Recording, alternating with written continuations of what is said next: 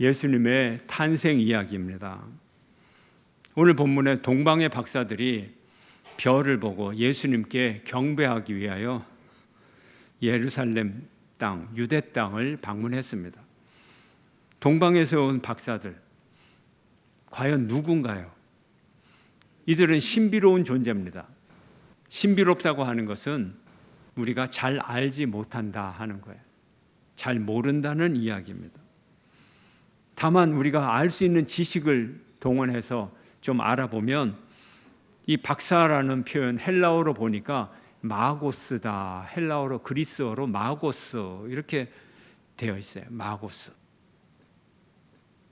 영어하고 비슷하잖아요. 마고스. 영어의 매직, 매지션, 마술, 마술사. 이 마고스에서 매직이 왔잖아요. 영어로 번역할 때는 매직, 매지션 이렇게 번역하지 않고 지혜자다. 더 와이즈. 지혜로운 사람이다. 이렇게 번역을 합니다. 이들은 천체의 움직임을 연구하고 조사하는 천문학자였어요. 그리고 별들의 움직임을 보면서 거기에 의미를 발견하고 또 목적을 발견하고 그런 의미에서는 앞에서는 천문학자요, 이과, 과학자의 의미를 가졌지만 그것의 의미와 목적을 발견할 때는 예언자, 점쟁이 이런 의미를 또 갖고 있습니다. 또한 꿈의 해석자이기도 했습니다. 오늘 본문을 보면 이 박사들이 동방에서 왔다고 하는데 동방은 어떤 땅일까? 그 당시 동방 그러면 대부분 오늘날의 이란, 이라크 지역인 페르시아 땅, 그 근처에서 왔을 것으로 추정을 합니다. 또 고대 역사를 보면 고대 사회에는 이렇게 예언자 전통, 지혜자 전통, 현자 전통 이런 전통이 널리 여러 곳에 있었습니다. 창세기를 보면 애굽 땅에 요셉이 팔려갔을 때 바로의 꿈을 해석해주는 박사들이 있었다 그랬잖아요. 지혜자들, 바로 이런 전통이 있는 거죠. 또 그 후에 유대인들이 바벨론의 포로로 잡혀갔을 때 다니엘이 어떻게 합니까? 왕의 꿈과 환상을 해석을 해주죠. 그 왕궁에, 바벨론 왕궁에 박사들이 있었어요. 한두 명이 아니라 많이 있었어요. 이거 역시 현자, 지혜자 전통을 이어가고 있는 것입니다. 그러나 이들이 늘 긍정적인 역할만 한 것은 아니에요.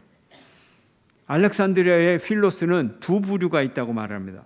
마고스가 전문적이고 과학적인 성향을 지닌 이들과 또 사기꾼 마술가로 구분이 된다. 이렇게 얘기를 했어요. 다니엘 시대를 보니까 바벨론의 느부갓네살이 꿈을 해석하라 명령을 내리고서는 꿈을 해석하지 못하는 바벨론에 있는 모든 박사들을 다 죽여버리겠다. 이렇게 얘기를 했어요. 이 마술사들에 대한 인식이 느부갓네살이 부정적으로 불신을 가지고 있다 하는 것을 나타냅니다. 그러나 이런 불신을 가진 이런 엉터리 마술사가 아니라 다니엘은 탁월한 하나님의 계시를 받은 자다. 이렇게 성경은 다니엘을 설명하고 있습니다. 또 오늘 본문을 보면 박사들이 찾아왔어요. 단체로 순례단을 이끌고 찾아왔습니다. 몇 명일까요? 혹자는 3명이라고 말합니다. 또 중세를 거치면서 이 3명의 이름까지 얘기합니다. 발타자르, 카스파르, 멜키오르, 이름이 이 3 이름이다 이렇게 얘기합니다. 또 아랍 사람들은 시리아 전승에서는 이 3명의 이름이 라르반다드, 하르미스다스, 구시나사프 이렇게 또 아랍 이름을 가졌다 이렇게 말을 합니다. 어떤 사람은 말합니다. 이 순례단이 2명이었을 것이다, 3명이었을 것이다, 4명이었을 것이다, 8명, 또 14명 정도는 됐을 것이다. 그러나 사실은 잘 모릅니다. 성경은 침묵하고 있습니다. 그러나 분명한 사실은 예수님을 찾아온 박사들은 태어난 유대인의 왕을 경배하기 위하여 간절한 마음으로, 사모하는 마음으로, 그리고 특별한 별의 인도함을 받아서 그곳까지 이르렀다. 하나님의 계시적인 사건이었다 하는 겁니다. 여기서 우리는 중요한 하나님의 역사를 발견합니다. 비록 이방인이라도, 이스라엘 사람이 아니라도 하나님을 간절히 사모하면 하나님이 구원의 길로 인도하신다. 하나님의 강권적인 역사를 우리는 이해할 수가 있습니다. 오늘 본문에 보면 이 동방 박사들, 왕의 도시 예루살렘에 도착하여서 왕을 찾습니다. 새로 태어난 유대인의 왕을 찾습니다. 당시의 왕이었던 헤롯 왕, 그 헤롯 왕 말고 새로 태어난 다른 유대인의 왕이 어디 있느냐? 이렇게 질문을 합니다. 유대인의 왕으로 나신 이가 어디 있느냐? 우리가 동방에서 그의 별을 보고 그에게 경배하러 왔노라. 난리가 났습니다. 그 왕이 어디 있단 말입니까? 헤롯 왕과 온 예루살렘이 듣고 소동한지라. 여기서 소동한다는 게 뭐죠? 함께 뒤흔들린다는 거예요. 부들부들 떨리고 지진이 난 것처럼 진동을 하고 불안하게 하다, 이런 의미를 갖고 있어요. 헤롯 왕과 온 예루살렘이 듣고 불안에 떨었다는 거예요. 왜 그런 반응인가요? 헤롯 왕이 왜 불안에 떠나요? 온 예루살렘이 불안에 흔들립니다. 폭군 헤롯이 불안해지니까, 그 폭군으로 인해 어떤 불상사가 일어날지 모르니까 모든 사람이, 신하와 예루살렘에 사는 모든 시민들이, 온 도성이 불안에 빠집니다. 헤롯 왕은 자신의 왕권을 위태롭게 할 새로 태어날 왕에 대한 정보를 수집하기 시작합니다. 먼저 모든 대제사장과 서기관들을 모아 회의를 합니다. 대제사장 일부가 아니라 전원 집합입니다. 전원 소집입니다. 그리스도가 어디서 나겠느냐? 이들은 한결같이 예언서를 들여다보며 베들레헴에서 날 것이라고 대답합니다. 헤롯 왕은 새로 태어난 유대인의 왕을 죽이려고 동방 박사들에게 말합니다. 가서 그 아기를 만나거든 나에게 빨리 말해다오. 나도 경배를 하겠다. 거짓말을 합니다. 동방에서 본 그 별이 이 박사들을 인도하여 앞서가다가 아기가 있는 곳에 멈추었습니다. 그 집 앞에 멈추었습니다. 박사들은 그 집에 들어가 마리아와 함께 있는 아기 예수께 땅에 엎드려 경배하였습니다. 보물 상자를 열어 황금과 유향과 몰약, 최고의 선물로 이 구세주에게 선물을 드렸습니다.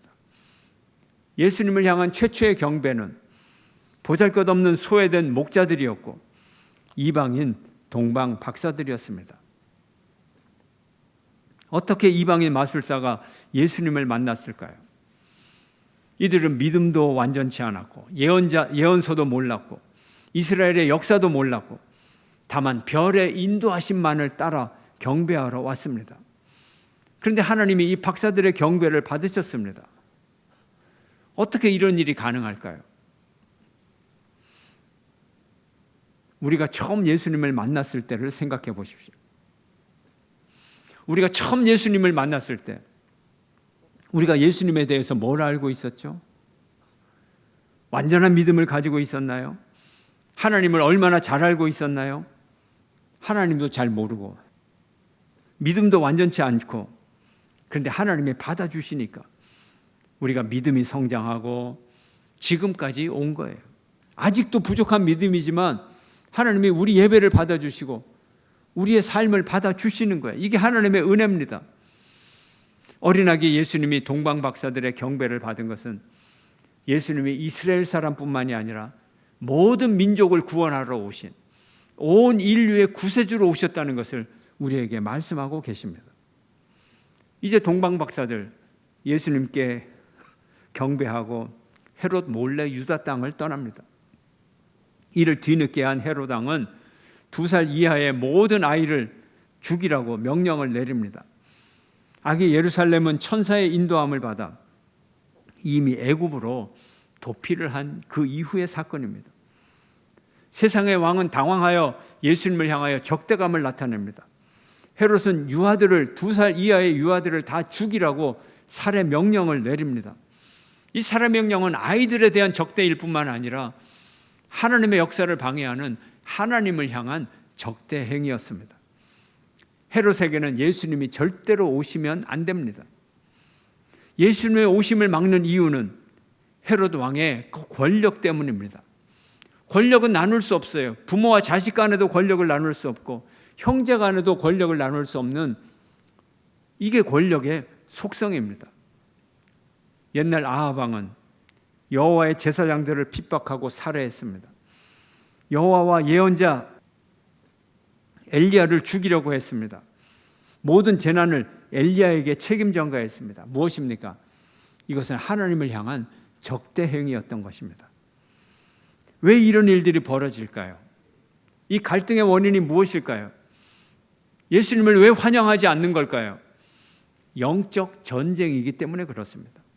함께 읽어볼까요? 시작. 우리의 씨름은 혈과 육을 상대하는 것이 아니요 통치자들과 권세들과 이 어둠의 세상 주관자들과 하늘에 있는 악의 영들을 상대함이라. 예수님의 성육신 사건은 하나님과 사탄 사이에 일어나는 전쟁입니다. 영적 전쟁입니다. 창조시에 사탄은 아담과 하와를 유혹하여 죄짓게 하고 하나님을 배반하게 만듭니다. 이들의 불순종은 창조의 순수성을 더럽혔고 우주와 인간의 영혼 속에 죄악을 심어주었습니다.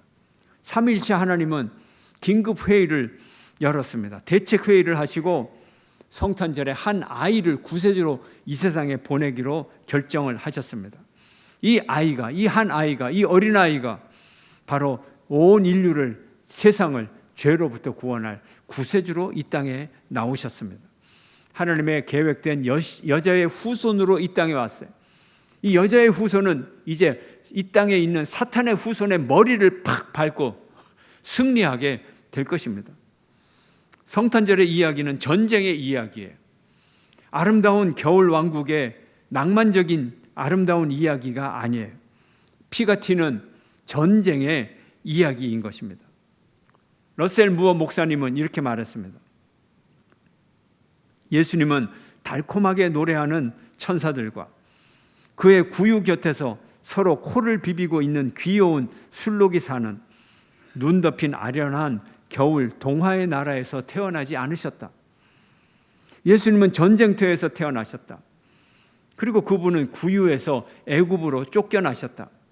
헤롯 왕은 권력을 위해 베들레헴의 유아들을 살해했다. 그럼 이런 일을 한 헤롯 왕이 누군가요? 헤롯 왕이 누구이기에 이런 엄청난 일을 저지르고 있나요? 그는 로마에 뇌물을 주고 기원전 40년경에 유대 총독 자리를 매수해 온 사람이에요. 임명받은 사람이에요. 그는 엄청난 토목 사업을 했습니다. 자기의 권세를 드러내려고 했습니다. 당시에 상수도 시설을 만들었어요. 도시에 물길을 만들어서 수로를 건설했고 그 수로를 통하여 물을 전달을 해서 상수도 시설을 만든 사람이에요. 2000년 전에. 그리고 예루살렘 성전을, 이스라엘 역사상 최고의 큰 성전을 지었습니다. 동시에 헤롯은 무자비하고 피해 망상적인 사람이었습니다. 그는 이스라엘 자손이 아니었어요. 에서의 후손 에돔 족속이었어요. 그런데 이스라엘의 왕이 되었어요. 정통 이스라엘 왕권을 이어받은 왕이 아니라는 얘기죠. 열등감이 많았다는 얘기죠. 리더십이 부족했다는 얘기죠. 그래서 그가 한편으로는 성전을 크게 지어서 이스라엘과 유화 정책을 폈고 다른 쪽에서는 공포 정치를 폈습니다. 그의 공포 정치가 얼마나 잔혹한지 모릅니다. 몇 가지 사건을 봐도 그렇습니다. 유대 하스모니안 가문을 철저하게 전멸시켰습니다. 그리고 유대 국회요 사법기관인 산헤드린의 많은 회원들을, 자기를 반대하는 회원들을 처형해버렸어요. 그리고 심지어 자기 아내인 미리암네, 장모인 알렉산드라, 자신의 아들 중에 3명의 아들을 처형에 처해버렸어요. 이런 형편에 있는 이 헤롯 왕이 동방박사들이 찾아와서 새로 태어난 유대인의 왕이 어디 있느냐? 이렇게 질문을 할 때 헤롯의 마음이, 그 말을 듣고 헤롯의 마음이 어떻겠어요? 심장이 철렁 주저앉았죠. 얼마나 불안했을까요? 폭군인 왕이 극도로 불안해하였기 때문에 모든 사람들이 다 불안해했던 거예요. 예루살렘 성이 소동하게 된 거예요. 한편에는 구세주가 나타난 복된 소식이 퍼져나가고 있습니다. 그리고 다른 한편에는 검은 죽음의 공포가 퍼져나가고 있습니다. 영적 전쟁이에요. 헤롯은 태어난 아기를 권력의 위협으로 보았습니다. 모든 제사장들과 서기관들을 모아놓고 성경의 예언을 묻고 아기가 태어난 장소가 베들레헴이라는 것을 알고 베들레헴의 아기들을 다 죽여버렸던 것입니다. 헤롯이 반란을 일으킨 거예요. 하나님의 전쟁에 반란을 일으킨 거예요. 하나님은 어떻게 응답하십니까? 하나님은 유다와 온 인류와 온 우주의 왕이십니다. 하나님은 마리아와 요셉에게 천사를 급파하고 예수님을 애굽으로 피난시켰습니다. 겉으로는 악이 지배하는 세상 같으나 진정한 왕은 하나님이십니다. 헤롯의 공포 정치는 왕 중의 왕이신 하나님을 이기지 못합니다. 그의 잔혹함은 하나님의 은혜와 사랑을 이기지 못합니다. 헤롯은 하나님의 웃음거리에 불과합니다. 시편 2편은 이렇게 말합니다.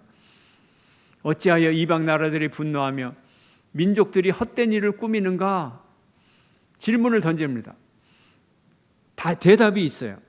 하늘에 계신 이가 웃으시며 주께서 그들을 비웃으시리로다. 악이 아무리 발버둥을 쳐도 하나님의 웃음거리에 불과한 거예요. 오늘날의 우리들은 어떻습니까? 정말 예수님의 오심을 간절히 사모합니까? 예수님의 오심이 마냥 좋습니까? 그렇지 않습니까?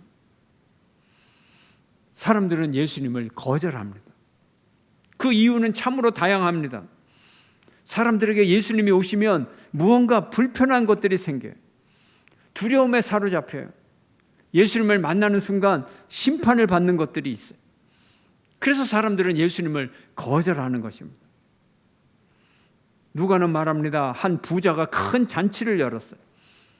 종들을 보내 친지들을 초대했어요. 꽤 사회적 지위도 높고 잘 사는 친지들, 잘 나가는 친지들, 이런 사람들을 우선적으로 초대를 했습니다. 근데 이들의 반응은 한결같이 자기 일에 바빴습니다.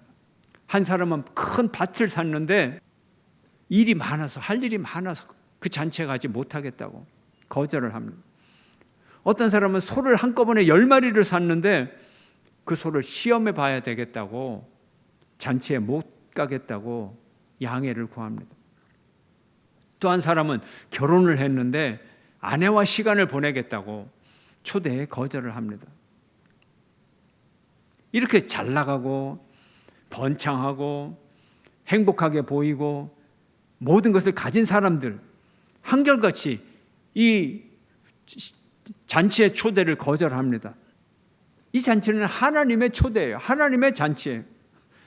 사람들은 노아의 시대처럼 먹고 마시고 즐기고 시집가고 장가가고 자기 일에 바쁩니다. 뭔가 잘 나가는 사람들은 하나님의 초대를 받아들이지 않습니다. 거북합니다. 필요가 없는 것 같아요. 그래서 늘 죄를 짓고 죄 짓는 일에 늘 분주합니다. 바울의 죄악의 목록이 이렇습니다. 곧 모든 불의, 추악, 탐욕, 악의가 가득한 자요, 시기, 살인, 분쟁, 사기, 악독이 가득한 자요, 수근수근하는 자요, 비방하는 자요, 하나님께서 미워하시는 자요, 능욕하는 자요, 교만한 자요, 자랑하는 자요, 악을 도모하는 자요, 부모를 거역하는 자요, 우매한 자요, 배약하는 자요, 무정한 자요, 무자비한 자라. 이런 죄악을 늘 짓고 있는, 어쩌다가 짓는 것이 아니라 입만 열면 시기와 질투와 비방과 교만과 늘 짓고 있는 죄. 사람들은 이 죄악을 포기하지 못해요. 예수님을 포기합니다. 도리어 예수님에게 적대감을 표합니다. 여러분, 나 자신에게 예수님이 오시면 절대 안 되는 구역이 있나요? 그곳이 있나요? 그런 방이 있나요? 예수님 입장 금지 이렇게 써놓은 장소가 있나요? 내 마음의 방문 앞에 예수님 입장 금지, 내 욕망의 방문 앞에 예수님 입장 금지, 내 삶의 출입구 앞에 예수님 입장 금지, 내가 달려가려고 하는 출세의 길 앞에 예수님 입장 금지. 잠시만 멈춰주세요. 이런 팻말이 놓여 있지 않나요?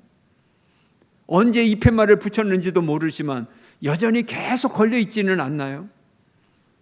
악습을 고집하고 예수님을 거절하고 있지는 않나요? 이스라엘 왕들이 이랬어요. 하나님과 우상을, 한쪽에는 하나님을 붙잡고 한쪽에는 우상을 붙잡고 이러고 살았어요. 어떤 왕은 개혁을 한다고 하면서 우상도 파괴하고 다 개혁을 하는 것 같은데 다른 한쪽에서는 여로보암의 죄를 붙잡고 있었어요. 죄에서 떠나지 않았어요. 헤롯은 이스라엘 역사상 제일 큰 성전을 지었어요. 하나님을 어마어마하게 잘 섬기는 것 같았어요. 그러나 자기의 왕권을 위해서 예수님을 죽이려고 했어요. 무수한 아이들을 다 살육을 해버렸어요. 예수님이 주님인 것을 인정합니다. 하지만 여기부터는 제가 왕입니다. 우리 속에 무수한 헤롯의 궁전이 있어요. 우리 속에 무수한 헤롯의 왕권이 있어요. 이것을 포기해야 되는 거예요. 이것을 포기해야 진정한 대림절, 진정한 성탄절, 진정 우리 속에 무력하게 살아당할 수밖에 없는 연약한 몸으로 오신 그 예수님을 우리의 구주로 우리가 영접할 수 있는 거예요. 그 연약한 어린아이, 헤롯의 희생자가 된 어린아이, 그 어린아이들 중에 예수님이 계시는 거예요. 예수님이 우리에게 오시면 헤롯처럼 우리도 역시 극도로 불안해지고 위협을 느끼고, 예수님이 우리 삶에 오시면 예수님은 우리 권력을 포기하게 하고 권력을 버리게 하고 회개하게 방해하시는 그런 예수님으로 오시는 것입니다. 우리는 예수님이 우리를 구원해 주시기를 바라지만, 나중에 죽어서 천국 가기도 원하지만, 지금 이 순간만큼은 우리를 지배하지 못하도록, 지금 이 순간만큼은 우리와 함께 거하지 않도록 불편하니까 예수님이 우리의 삶의 문을 열어달라고 두드리며 기다리고 계시는 그 주님, 부담스러운 주님인 것입니다. 우리는 죄악을 버리든지 예수님을 버리든지 둘 중에 하나를 버려야 돼요. 우리는 죄악을 선택하든지 예수님을 선택하든지 하나를 선택해야 됩니다. 우리가 예수님과 죄악 사이에서 하나만 선택할 수 있습니다. 우리 머릿속에는 뭐가 있습니까? 우리 손에는 무엇을 붙잡고 있습니까? 탐욕입니까? 예수님입니까? 우리는 어디로 향하고 있습니까? 우리의 발은 어디로 가고 있습니까? 우리는 주님의 말씀에 순종한 마리아처럼 순종하시기를 바랍니다. 주님의 나심을 찬양하는 천사들처럼 기뻐하시기를 바랍니다. 가장 먼저 달려가 경배한 목자들처럼 주님께 달려가는 여러분이 되시기를 축원합니다. 별의 인도하심을 따라 그 먼 길을 걸어온 동방의 박사들처럼 주님을 향해 걸어가 주님을 경배하는 저와 여러분 모두가 되시기를 주의 이름으로 축원합니다.